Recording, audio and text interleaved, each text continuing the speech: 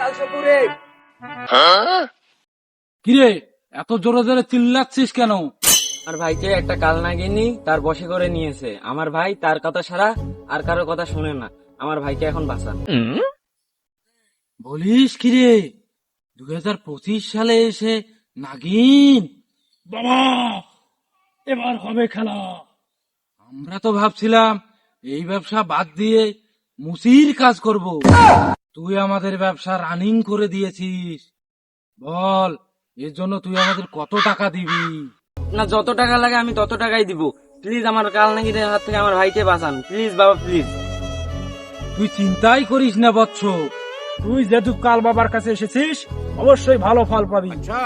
বল এটা কোথায়?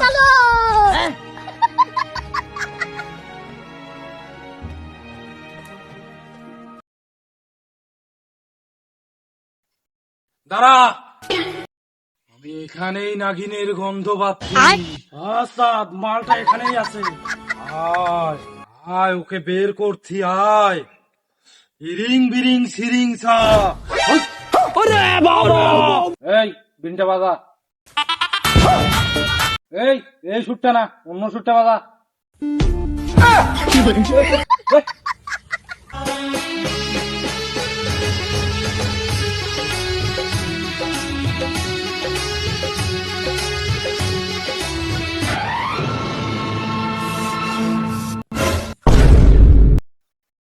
কাল বাবা এই সেই নাগিনী যে আমার ভাইকে তার বশে নিয়েছে। ওই ছেলেটাকে আমার পছন্দ হয়েছে, ওই ছেলেটার সঙ্গে আমি সংসার করতে চাই, ওই ছেলেটার আমি বিয়ে করতে চাই।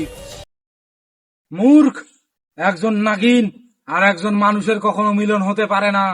আর তুই কি করে তার সাথে সংসার করতে চাচ্ছিস? পৃথিবীর কোনো শক্তি নাই আমাদেরকে আলাদা করতে পারে। তুই তো সামান্য সাপরে, বাঁচতে চাইলে এখান থেকে চলে যা। তুই আমাকে চিনিস না। মায়া জাদু, মায়া জাল, ভয়ে কাঁপরে সবাই। আমি কাল। ওকে মারার আগে তোকে মরতে হবে কাল বাবা। মূর্খ বালক, তোর ওই লোহার যন্ত্র দিয়ে আমার কিছুই করতে পারবি না।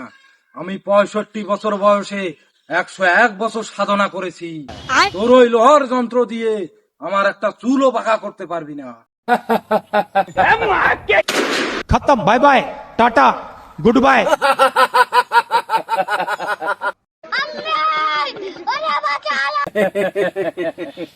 क्या गुंडा बनेगा रे तू? अबे